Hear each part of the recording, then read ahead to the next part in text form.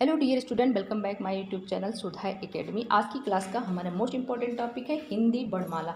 आज हम लोग देखेंगे हिंदी वर्णमाला से रिलेटेड कुछ मोस्ट इंपॉर्टेंट प्रश्न। साथ में डिटेल में मैं आप लोगों को हिंदी वर्णमाला डिस्क्राइब करके बताऊंगी कि आपको किस तरह से प्रश्न हिंदी वर्णमाला से पूछे जा सकते हैं। आज की क्लास के सारे प्रश्न मोस्ट इंपॉर्टेंट है, तो आप लोग वीडियो स्किप मत कीजिएगा, वीडियो लास्ट तक देखिएगा, जिससे हिंदी वर्णमाला से रिलेटेड जितने भी प्रश्न पूछे जाते हैं एग्जाम में आपको पूरा क्लियर हो जाए। इस समय हिंदी ग्रामर से रिलेटेड सारे टॉपिक्स मैं क्लियर कर रही हूँ। ये सेकंड टॉपिक है हिंदी वर्णमाला। इसके पहले फर्स्ट टॉपिक जो मैंने आप लोगों को पढ़ाया है वो है भाषा। भाषा कितने प्रकार के होते हैं, भाषा किसे कहते हैं, डिटेल में इसके बारे में ऑलरेडी मैंने आप लोगों को बता दिया है। यदि आप लोगों ने नहीं देखा है तो प्लीज़ आप लोग जाके मेरे चैनल पर ज़रूर वॉच कर लीजिएगा, लिंक आपको डिस्क्रिप्शन बॉक्स में मिल जाएगा। चलिए फिर ज़्यादा बात ना करते हुए वीडियो स्टार्ट करते हैं और देखते हैं हिंदी वर्णमाला। चलिए सबसे पहले हम लोग देखते हैं हिंदी वर्णमाला किसे कहते हैं। हिंदी वर्णमाला वर्णों के समुदाय को ही वर्णमाला कहते हैं। कहीं कहीं दिया रहता है वर्णों के व्यवस्थित क्रम को वर्णमाला कहते हैं। एग्जाम में पूछा जाता है कि वर्णमाला किसे कहते हैं और 4 ऑप्शन दे दिए जाते हैं, जिसमें से ऑप्शन में कहीं कहीं पे दिया रहता है वर्णों के व्यवस्थित क्रम को वर्णमाला कहते हैं और कहीं कहीं 4 ऑप्शन में एक ऑप्शन दिया रहता है वर्णों के समुदाय को ही वर्णमाला कहते हैं। तो इन दोनों ऑप्शन में से कोई भी ऑप्शन यदि आपको दिखे तो आप उस पर टिक कर सकते हैं। तो वर्णों के समुदाय को ही वर्णमाला कहते हैं या वर्णों के व्यवस्थित क्रम को ही वर्णमाला कहते हैं। दोनों आंसर सेम है और सही है। वर्णमाला से दूसरा प्रश्न पूछा जाता है कि हिंदी वर्णमाला में कुल कितने वर्ण होते हैं। अक्सर इस चीज़ को लेके हम लोग थोड़ा सा कंफ्यूज होते हैं। तो हिंदी वर्णमाला में कुल कितने वर्ण होते हैं? 52 वर्ण होते हैं। जब भी ऑप्शन में आपको 52 वर्ण दिखे तो आप उसे टिक कर सकते हैं। साथ में देखते हैं हिंदी वर्णमाला के कितने भेद होते हैं। तो हिंदी वर्णमाला के 2 भेद होते हैं, आप लोगों को ऑलरेडी पता होगा, स्वर और व्यंजन। हिंदी वर्णमाला के कितने भेद होते हैं? 2 भेद होते हैं, स्वर और व्यंजन। यहाँ से आपके 3 प्रश्न क्लियर हो गए हैं कि वर्णों के व्यवस्थित क्रम को क्या कहते हैं? वर्णमाला कहते हैं। वर्णों के व्यवस्थित क्रम या वर्णों के समुदाय को क्या कहते हैं? वर्णमाला कहते हैं। और हिंदी वर्णमाला में कितने वर्ण होते हैं? 52 वर्ण होते हैं। साथ में हिंदी वर्णमाला के कितने भेद होते हैं? तो हिंदी वर्णमाला के कुल 2 भेद होते हैं। फर्स्ट है स्वर और सेकंड है व्यंजन। चलिए आगे देखते हैं। अब हम लोग देखेंगे स्वर किसे कहते हैं। स्वर जिन वर्णों का उच्चारण बिना किसी अवरोध के तथा बिना किसी दूसरे वर्ण की सहायता से होता है उन्हें क्या कहते हैं? स्वर कहते हैं।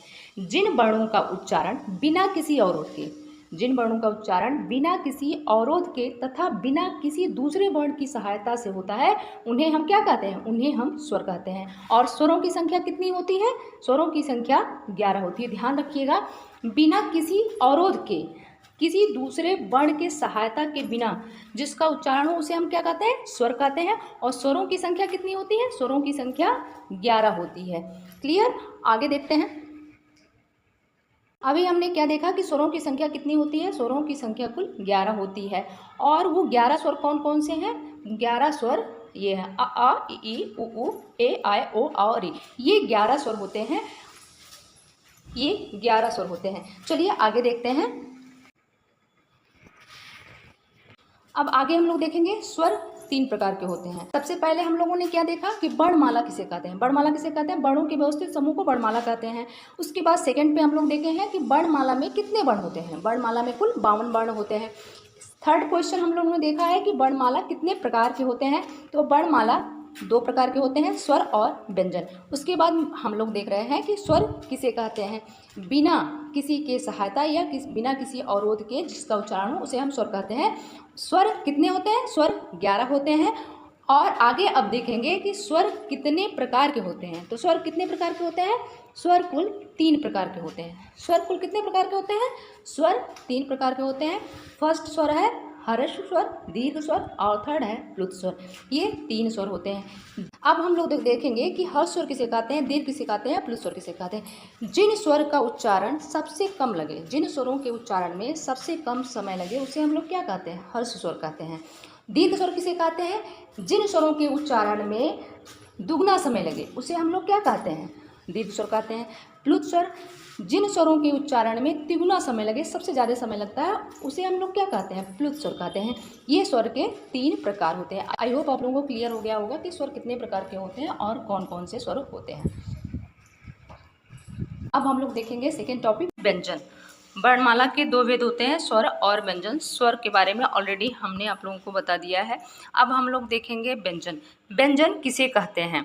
स्वरों की सहायता से बोले जाने वाले को क्या कहते हैं? व्यंजन कहते हैं। व्यंजन किसे कहते हैं? स्वरों की सहायता से बोले जाने वाले को क्या कहते हैं? व्यंजन कहते हैं। व्यंजन कितने होते हैं? व्यंजन 33 व्यंजन होते हैं। कितने व्यंजन होते हैं? व्यंजन 33 होते हैं, जिसमें से ये उच्चारण के आधार पे व्यंजन मैंने लिखा है, इसे मैं आप लोगों को बाद में बताऊंगी। अभी यहाँ आप लोग समझने की कोशिश कीजिएगा। स्वर 11 होते हैं, व्यंजन 33 होते हैं, जिसमें से 25 व्यंजन ऐसे होते हैं, 25 व्यंजन जो अस्पर्श व्यंजन होते हैं। 25 व्यंजन अस्पर्श व्यंजन होते हैं, ये अस्पर्श व्यंजन के अंतर्गत आते हैं। यदि आपसे एग्जाम में पूछा जाता है कि व्यंजन कितने होते हैं, तो व्यंजन 33 होते हैं, जिसमें से 25 व्यंजन ऐसे होते हैं जो अस्पर्श व्यंजन होते हैं। चलिए आगे देखते हैं। अक्सर परीक्षा में पूछा जाता है कि अंतस्थ व्यंजनों की संख्या कितनी होती है? अंतस्थ व्यंजनों की संख्या कितनी होती है? 4 होती है। और अंतस्थ व्यंजन कौन कौन से होते हैं? या, र, ला, वा, ये चारों क्या हैं? अंतस्थ व्यंजन हैं, जो बार बार एग्जाम में रिपीट होते हैं। उस व्यंजनों की संख्या कितनी होती है? 4 होती है। और उस व्यंजन कौन कौन से होते हैं? सा, सा, ह, ये 4 क्या हैं? उस व्यंजन हैं। अब देखते हैं संयुक्त व्यंजन। संयुक्त व्यंजनों की संख्या कितनी होती है? संयुक्त व्यंजनों की संख्या 4 होती है। संयुक्त व्यंजन कौन कौन से? छ, त्र, श्र, ज्ञ, ये 4 क्या है? संयुक्त व्यंजन होते हैं। अक्सर परीक्षा में एक प्रश्न पूछा जाता है, आगत व्यंजन। आगत व्यंजनों की संख्या कितनी होती है और कौन कौन सी होती है? तो आगत व्यंजन 2 होते हैं, और ये दोनों जो हैं ज, फ, ये आगत व्यंजन है, जो बार बार परीक्षा में रिपीट होता है और हम लोग सोचते हैं आगत व्यंजन है क्या। तो आगत व्यंजन 2 होते हैं, और ज, फ, ये दोनों आगत व्यंजन होते हैं। ध्यान रखिएगा, आगत व्यंजन में ज, फ में यहाँ पे ये देखिए बिंदी लगी होती है। चलिए आगे देखते हैं।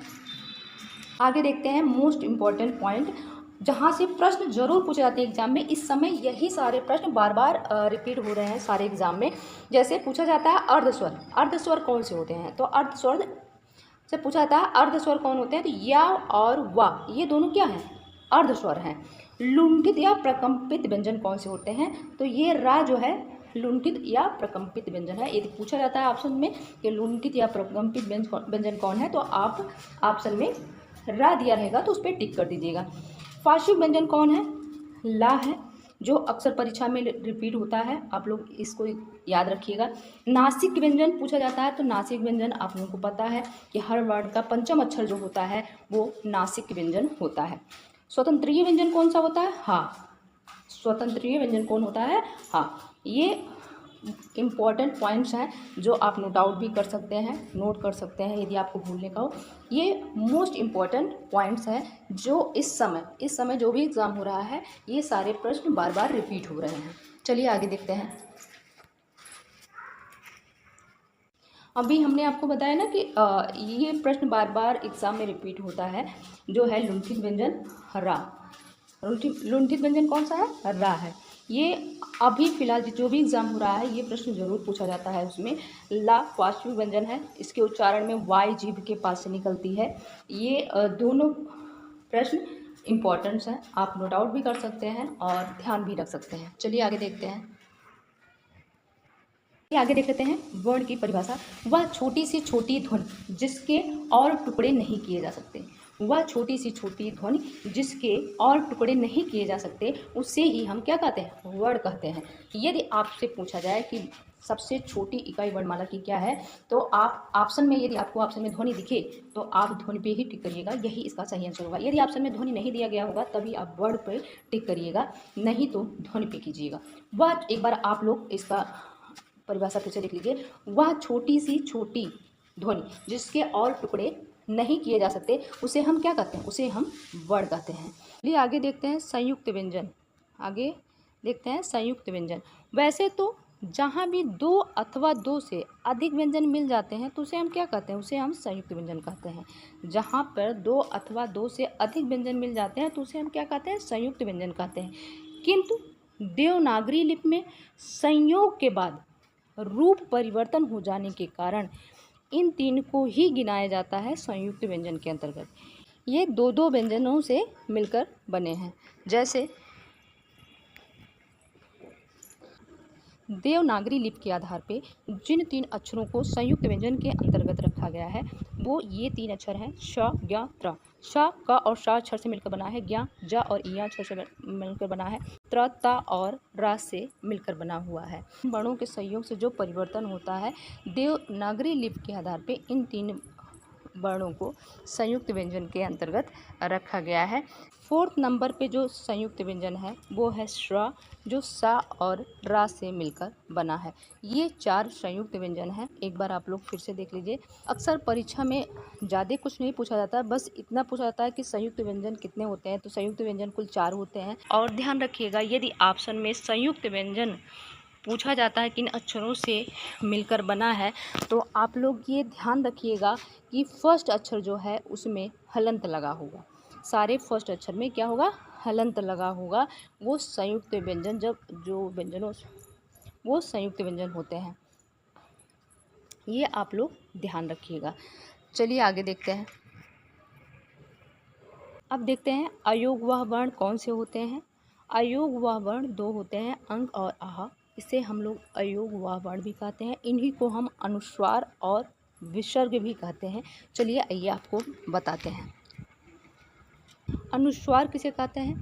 स्वर के बाद बोला जाने वाला हलंत जो अर्धध्वनि होता है उसे हम क्या कहते हैं? अनुस्वार कहते हैं।